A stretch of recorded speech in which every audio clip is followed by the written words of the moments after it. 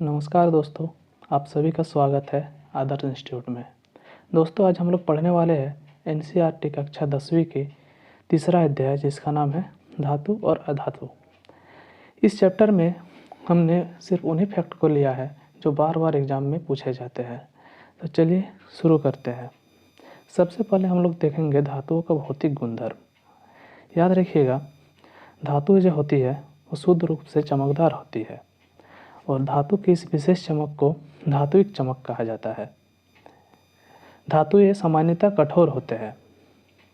सभी धातुएं कठोर नहीं होती है। सामान्यतः लगभग सभी धातुएं कठोर होती है। अधाध्वर्ध्यता। अधाध्वर्ध्यता किसे कहते हैं? किसी धातु को पीट कर चादर के रूप में ढालना धातु का एक ऐसा गुण है जिसको हम लोग अधाध्वर्ध्यता कहते हैं। ये गुण सिर्फ धातुओं में पाई जाती है, अधातुओं में नहीं।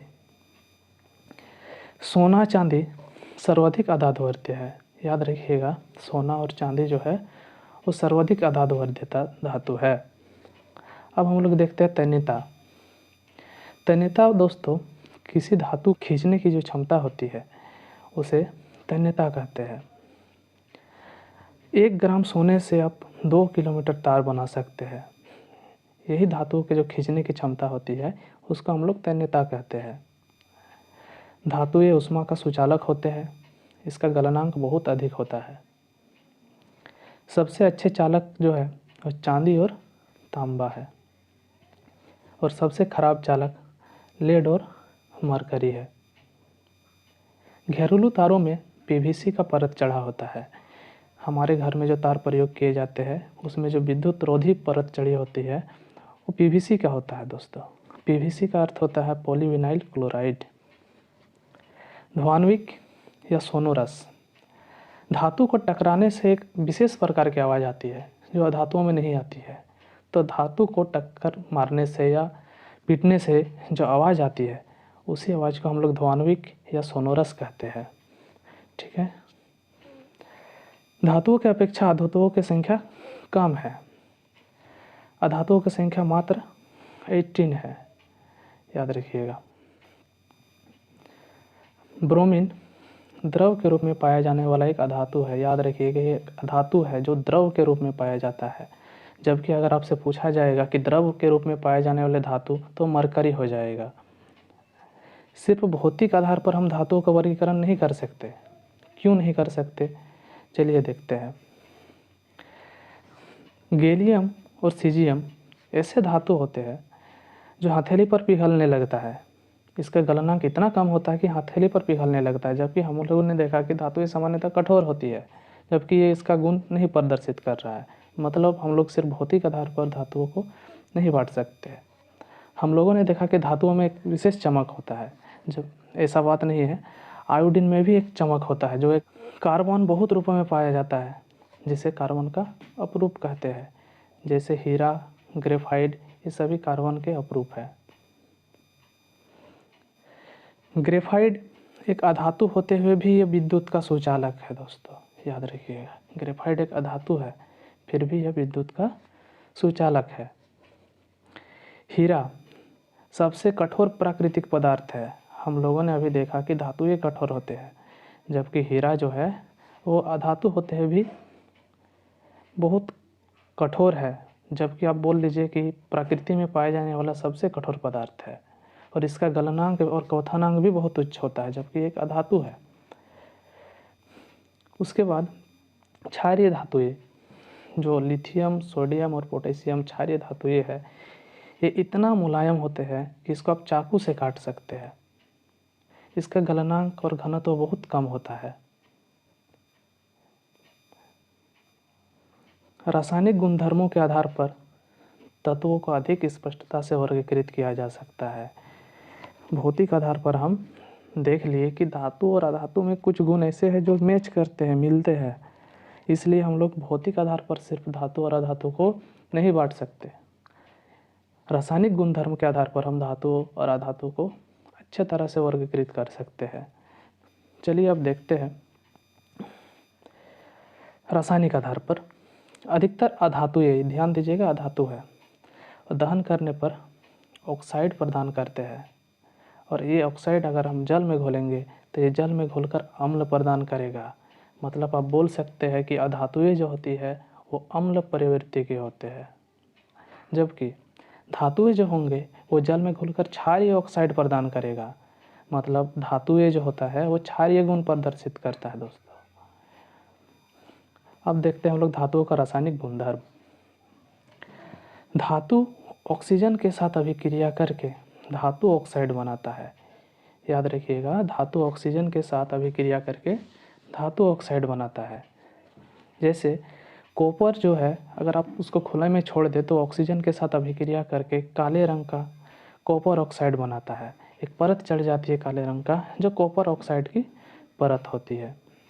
इसे यहाँ देख सकते हैं आप, कॉपर ऑक्सीजन के साथ मिलकर कॉपर ऑक्साइड बनाएगा। इसी तरह एल्युमिनियम ऑक्सीजन से अभिक्रिया करके एल्युमिनियम ऑक्साइड बनाता है। एल्युमिनियम और जिंक के ऑक्साइड है, ये याद रखिएगा, एल्युमिनियम और जिंक के ऑक्साइड है, जो अम्ल और क्षारीय दोनों प्रकार के गुण प्रदर्शित करेगा। एल्युमिनियम और जिंक के ऑक्साइड अम्ल एवं क्षारीय दोनों प्रकार के गुण प्रदर्शित करता है। अब हम लोग देख लेते हैं उभयधर्मी ऑक्साइड किसे कहते हैं। उभयधर्मी ऑक्साइड कुछ धातु अम्लीय तथा कुछ क्षारीय दोनों प्रकार के गुण प्रदर्शित करता है। कुछ धातु ऐसे होते हैं जो अम्लीय और क्षारीय दोनों प्रकार के गुण प्रदर्शित करेगा, उसे हम लोग उभयधर्मी ऑक्साइड कहेंगे दोस्तों।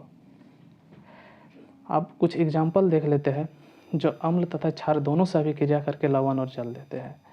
जैसे कि यहाँ पर आप देख सकते हैं एल्युमिनियम के ऑक्साइड HCl जो एक अम्ल है के साथ अभिक्रिया करके लवण और जल दे रहा है, कि यहाँ पर फिर एल्युमिनियम का ही ऑक्साइड है जो क्षार से भी अभिक्रिया कर रहा है और इसमें सोडियम एल्यूमिनेट और जल दे रहा है। मतलब एल्युमिनियम एक ऐसी, जैसे एल्युमिनियम ऑक्साइड है ये अम्ल के साथ भी अभिक्रिया करता है और एल्युमिनियम ऑक्साइड क्षार के साथ भी अभिक्रिया करता है। उसके बाद ध्यान दीजिएगा, अधिकतर धातु ऑक्साइड जल में नहीं घुलते हैं पर कुछ जल में घुलकर क्षार बनाते हैं। अधिकतर धातु ऑक्साइड जल में नहीं घुलते पर कुछ जल में घुलकर क्षार बनाते हैं। चलिए देख लेते हैं। जैसे कि सोडियम ऑक्साइड हो गया, ये जल में घुलकर क्षार बनाते हैं। पोटेशियम ऑक्साइड भी जल में घुलकर पोटेशियम हाइड्रोक्साइड जो क्षार है क्षार बनाते हैं। सोडियम और पोटेशियम ऑक्सीजन के साथ तेज़ी से अभिक्रिया करता है, इसीलिए इसे केरोसिन में डुबोकर रखा जाता है। याद रखिएगा, जल में नहीं रखा जाता है क्योंकि उसमें भी ऑक्सीजन मौजूद रहता है। सोना एवं चांदी अत्यधिक ताप पर भी ऑक्सीजन के साथ अभिक्रिया नहीं करता है। याद रखिएगा, सोना और चांदी ऐसे धातुएं हैं जो अत्यधिक ताप पर भी ऑक्सीजन के साथ अभिक्रिया नहीं करेगा। एनोडीकरण किसे कहते हैं? एल्युमिनियम पर मोटी ऑक्साइड के परत बनने की प्रक्रिया को एनोडीकरण कहा जाता है। जल के साथ अभिक्रिया करके धातुएं हाइड्रोजन गैस तथा धातु ऑक्साइड बनाती है। याद रखिएगा, किसके साथ? जल के साथ अभिक्रिया करके धातु हाइड्रोजन गैस उत्पन्न करेगा और धातु ऑक्साइड का निर्माण करता है। जैसे धातु प्लस जल अभिक्रिया करके धातु ऑक्साइड प्लस हाइड्रोजन गैस बनाएगा। और अगर हम धातु ऑक्साइड को फिर से जल से अभिक्रिया करा दें तो यह धातु हाइड्रोक्साइड बनाता है। याद रखिएगा, सभी धातुएं जल के साथ अभिक्रिया नहीं करता है। सोडियम तथा पोटेशियम की अभिक्रिया इतना तेज और ऊष्माक्षेपी होता है कि इससे उत्सर्जित हाइड्रोजन तुरंत जल जाता है। ऊष्माक्षेपी अभिक्रिया वह अभिक्रिया होती है दोस्तों, जो अभिक्रिया के बाद जिसमें ऊष्मा उत्पन्न होती है उसको हम लोग ऊष्माक्षेपी अभिक्रिया कहते हैं। यहाँ पर देखिए, सोडियम को जब आप जल के साथ अभिक्रिया कराते हैं, पोटेशियम को और सोडियम को, तो पोटेशियम हाइड्रोक्साइड तो बनता है, हाइड्रोजन गैस निकलता है, उसके साथ ऊष्मा ऊर्जा भी निकलता है। इतना ऊष्माक्षेपी होता है कि हाइड्रोजन गैस को जला देता है। इसी तरह सोडियम को भी आप जल के साथ अभिक्रिया कराइएगा तो सोडियम हाइड्रोक्साइड और हाइड्रोजन गैस निकलेगा और उसके साथ ऊष्मा ऊर्जा भी निकलता है जो इसको जला देता है। एल्युमिनियम, फेरस और जिंक, तीनों धातु का नाम याद रखिएगा। एल्युमिनियम, फेरस और जिंक धातु ये ना तो शीतल जल के साथ और ना ही गर्म जल के साथ अभिक्रिया करता है। शीतल जल के साथ भी नहीं करेगा, गर्म जल के साथ भी नहीं करेगा। ये भाप के साथ अभिक्रिया करते हैं। इसके साथ भाप के साथ अभिक्रिया करेगा और धातु ऑक्साइड प्लस हाइड्रोजन गैस उत्सर्जित करता है। जैसे कि यहाँ पर आप देख सकते हैं एल्युमिनियम को जब हम लोग जल के साथ अभिक्रिया करा रहे हैं, पर यहाँ पर देखिए यहाँ पर जी लगा हुआ है, इसका मतलब ये गैस है, भाप अवस्था में है।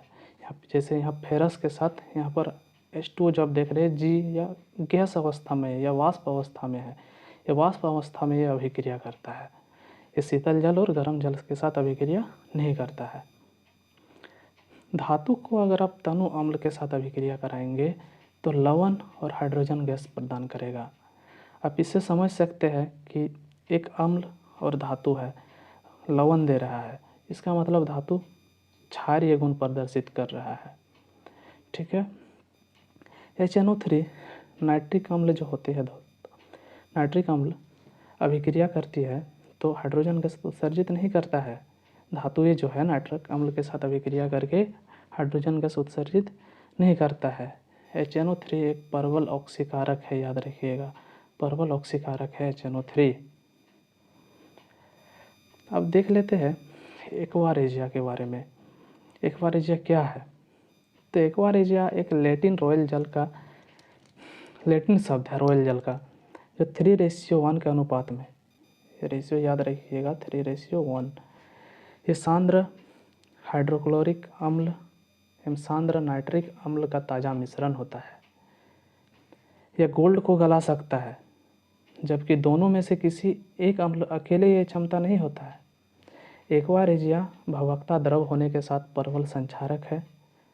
ये उन अभिकारकों में से एक है प्लेटिनम को गलाने में समर्थ होता है। तो याद रखिएगा एक्वा रेजिया 3:1 के रेशियो में हाइड्रोक्लोरिक अम्ल और सांद्र नाइट्रिक अम्ल उपस्थित रहता है। इसमें अधिक अभिक्रिया यहाँ अभिक्रियाशील होगा। अभिक्रियाशील धातु ये अपने से कम अभिक्रियाशील धातुओं को उनके यौगिकों के विलयन से विस्थापित कर देता है। अभिक्रिया श्रेणी, अभिक्रियाशीलता श्रेणी आप लोग पढ़ेंगे तो उसमें जो अधिक अभिक्रियाशील धातु है वह अपने से कम अभिक्रियाशील धातु को विस्थापित कर देता है। सक्रियता श्रेणी किसे कहते हैं? तो याद रखिएगा सक्रियता श्रेणी जो है वो एक ऐसी सूची है जिसमें धातुओं की क्रियाशीलता को अवरोही क्रम में, मतलब घटते हुए क्रम में व्यवस्थित किया गया है। ये टेबल आप लोग पूरा याद रखिएगा। यहाँ देखिए, ये पोटेशियम का अभिक्रियाशीलता सबसे ज़्यादा, जबकि सोना का अभिक्रियाशीलता सबसे कम होता है। ये घटते हुए क्रम में है। जैसे आप टेबल में ऊपर से नीचे आएंगे अभिक्रियाशीलता घटती है। उसके बाद विपरीत आवेश होने के कारण सोडियम तथा क्लोराइड आयन परस्पर आकर्षित होता है तथा मजबूत स्थिर विद्युत बल बंधन बनाकर NaCl के रूप में उपस्थित रहता है। जैसे कि यहाँ पर आप देख सकते हैं सोडियम, इसका इलेक्ट्रॉनिक कॉन्फ़िगरेशन 281 होता है। इनका जो संयोजी इलेक्ट्रॉनों की संख्या है वो 1 होता है। उसको 1 इलेक्ट्रॉन की ज़रूरत होता है अपना अष्टक पूरा करने के लिए। तो ये चाहेगा हमको 1 इलेक्ट्रॉन मिल जाए, और सोडियम चाहता है मैं 1 इलेक्ट्रॉन किसी को दे दूँ। तो सोडियम अपना 1 इलेक्ट्रॉन क्लोरीन को दे देता है, जिससे दोनों का अष्टक पूरा हो जाता है और एक मजबूत आयनिक बंधन बनाकर दोनों सोडियम क्लोराइड का निर्माण कर लेते हैं। इसी तरह मैग्नीशियम के पास 2 इलेक्ट्रॉन त्याग करने के लिए होता है, इसलिए वो 2 क्लोरीन के साथ अभिक्रिया करके मैग्नीशियम क्लोराइड बना लेता है।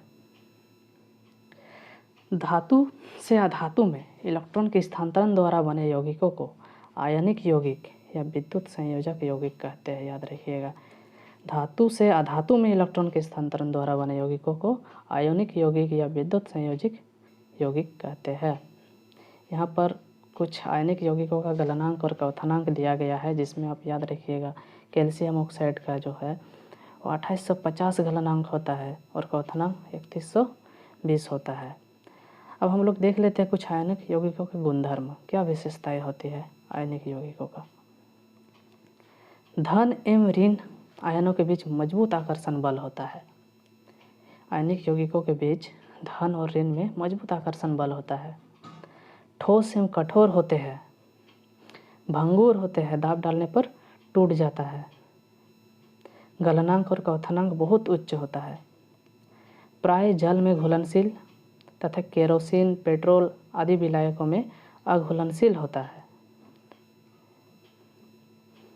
गलित अवस्था में विद्युत का चालक, जबकि ठोस अवस्था में विद्युत का कुचालक, क्योंकि ये गलित अवस्था में अपने आयनों में टूट जाते हैं, जिससे इसमें इलेक्ट्रॉन का प्रवाह मतलब आयनों का प्रवाह होता है। तो इसलिए गलित अवस्था में विद्युत का सुचालक और ठोस अवस्था में विद्युत का कुचालक होते हैं। चलिए अब हम लोग देखते हैं खनिज किसे कहते हैं। खनिज जो है भूपर्पट्टी में प्राकृतिक रूप से पाया जाने वाला तत्व या यौगिक को हम लोग खनिज कहेंगे। भूपर्पट्टी में प्राकृतिक रूप से पाया जाने वाला तत्व या यौगिक को हम लोग खनिज कहते हैं। अयस्क, खनिजों से विशेष धातु को निकालना अयस्क कहलाता है, जैसे बॉक्साइट से एल्युमिनियम को निकाला जाता है। सक्रियता श्रेणी में नीचे आने वाले धातु ये स्वतंत्र अवस्था में पाई जाती है। याद रखिएगा, सक्रियता श्रेणी में हम लोग जो भी देखे उसमें जो नीचे वाली वस्तुएं है, धातु ये है, उसमें वो सभी स्वतंत्र अवस्था में पाए जाएंगे, जैसे कि सोना, चांदी, प्लेटिनम, कॉपर सब स्वतंत्र अवस्था में पाई जाती है। यहाँ पर देख लीजिए सक्रियता श्रेणी है, इसमें अब पोटेशियम से एल्युमिनियम तक के जो धातु है ये विद्युत अपघटन द्वारा प्राप्त की जाती है। जिंक से कॉपर तक कार्बन के उपयोग से इसको अपचयन कराया जाता है, जबकि चांदी हो गया, सोना हो गया, ये सब प्राकृतिक अवस्था में उपस्थित होता है, मुक्त रूप से अवस्थित होता है। गेग किसे कहते हैं? गेग कहते हैं अयस्कों में अशुद्धियाँ।